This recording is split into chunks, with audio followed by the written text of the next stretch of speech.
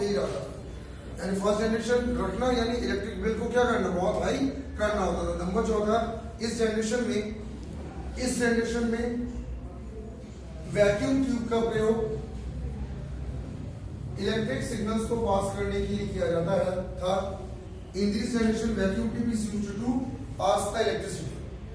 इस जनरेशन में vacuum tube को इलेक्ट्रिसिटी पास करने के लिए यूज किया जाता था। In this generation vacuum tube is used to pass the electricity. ठीक है, अब ये आपको ध्यान रखना कि ये आप में से किसी ने कभी भी नहीं देखा था वैक्यूम ट्यूब। ठीक है, आपको ये ध्यान रखना है कि इस जनरेशन में वैक्यूम ट्यूब के द्वारा इलेक्ट्रिसिटी को पास किया जाता था। यानी जो आपको किसी भी मदरबोर्ड में कोई भी बोर्ड अगर आप खोलते हैं तो छोटे छोटे आपको कैप्सूल दिखते हैं रंग बिरंगे।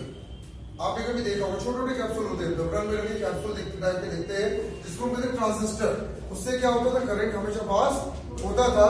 लेकिन फर्स्ट जनरेशन में आपको ध्यान रखना ट्रांजिस्टर के स्थान पर कौन था, वैक्यूम ट्यूब थे जो इलेक्ट्रिक को क्या करते थे, पास करते थे। ये बड़े बड़े ट्यूब होते थे जो क्या करते थे, इलेक्ट्रिसिटी को पास करते थे एक पॉइंट से दूसरे पॉइंट में। पर इनके साथ एक बड़ी प्रॉब्लम थी कि ये बहुत जल्दी डिस्ट्रॉय भी हो जाते थे क्योंकि ये बहुत हीट मारते थे वैक्यूम ट्यूब। ठीक है, इसलिए फर्स्ट जनरेशन के बाद इन वैक्यूम ट्यूब्स को अलग ही कर दिया गया टोटली।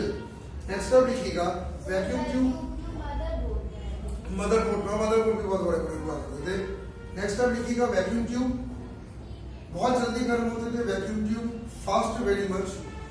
वैक्यूम ट्यूब बहुत जल्दी गर्म होते थे। Vacuum tube fast very much. और इसीलिए इन्हें चलाने के लिए एसी की आवश्यकता होती है। therefore AC is required to run it। और इसीलिए इन्हें चलाने के लिए एसी की आवश्यकता होती थी। therefore AC is required to run it। आपको यहाँ पे ध्यान रखना कि जब बात हम यहाँ पे वैक्यूम ट्यूब की करते हैं तो वैक्यूम ट्यूब को हीट होने से बचाने के लिए क्या करते थे, हम एसी का यूज करते थे ठंडा हो जाए, क्योंकि इलेक्ट्रिक पास कर रहा है। अगर मान लीजिए कि वैक्यूम ट्यूब टोटली ब्लास्ट हो जाए, बर्न हो जाए, तो फिर करंट पासिंग रुकेगा, यानी कंप्यूटर में क्या होगा, बंद हो जाएगा। ठीक है, और नहीं एसी जो वो इसी बात हाँ एसी ठंडा करने के लिए। नेक्स्ट आप लिखिएगा इस जनरेशन में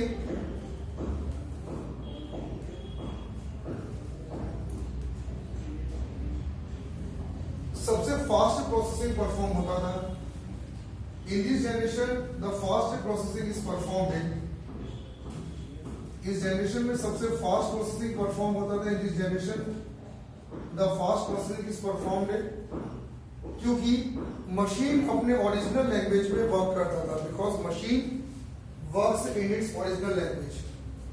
क्योंकि मशीन अपने ओरिजिनल लैंग्वेज में वर्क करता था। Because machine works in its original language. ठीक है, तो अब यहां पे आपको ध्यान रखना है, इस जनरेशन में आपको ध्यान रखना है सबसे तेज गति का प्रोसेसिंग लेकिन इस जनरेशन में माना गया, क्योंकि आप 0-1 में क्या करते थे, कोड करते थे। और ये आपको ध्यान रखना, जैसे आप लोग हिंदी आते हैं तो अगर मैं आपको हिंदी बोलता हूं तो आपको समझने में टाइम नहीं लगता, बिकॉज ये आपकी भाषा है। अगर मैं कोई और रीजनल लैंग्वेज में बात करूं, जैसे मैंने तमिल में चालू हो गया लेडिज्म करें, तो आपको समझ में आएगा कि क्योंकि आपको वो चीज आती ही नहीं है।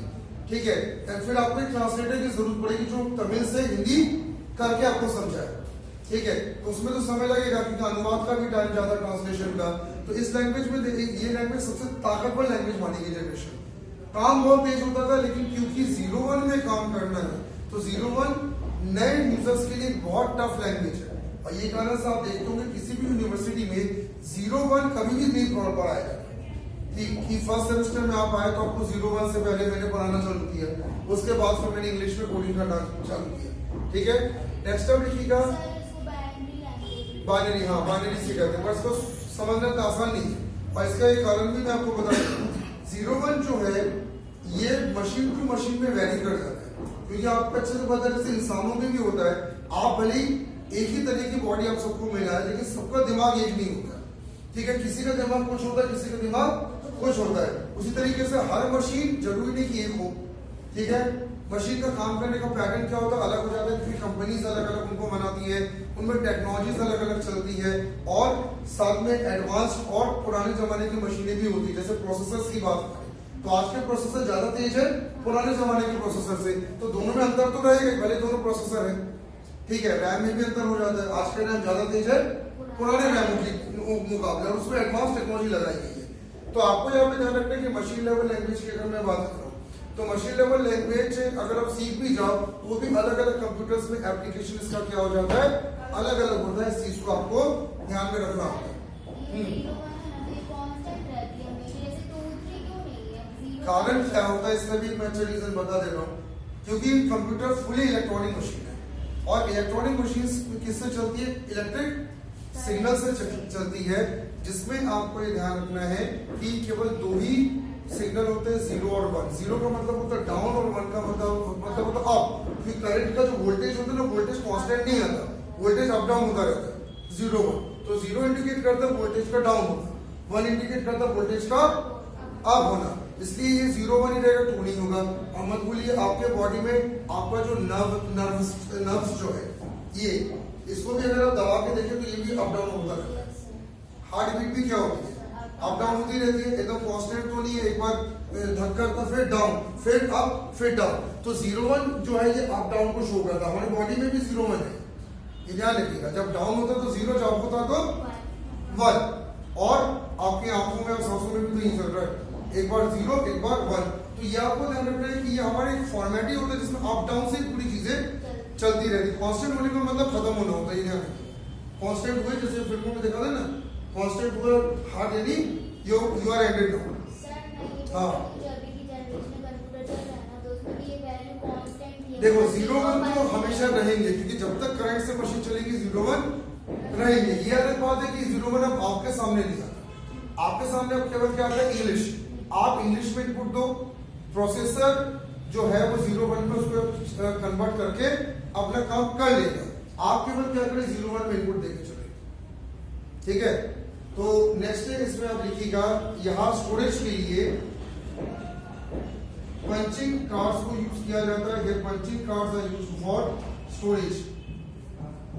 यहां स्टोरेज के लिए पंचिंग कार्ड्स को यूज किया जाता है। Punching cards are used for storage, ठीक है। तो नेक्स्ट आपको यहाँ पे ध्यान रखना है, जब बात यहाँ पे स्टोरेज की होती है तो आपको ध्यान रखना है कि स्टोरेज के लिए हम किसका यूज करते हैं, पंचिंग कार्ड्स का।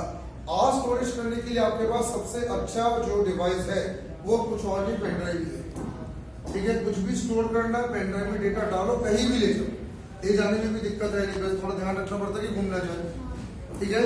और कंप्यूटर्स पे इनबिल्ट हार्ड डिस्क के साथ आता है, ठीक है।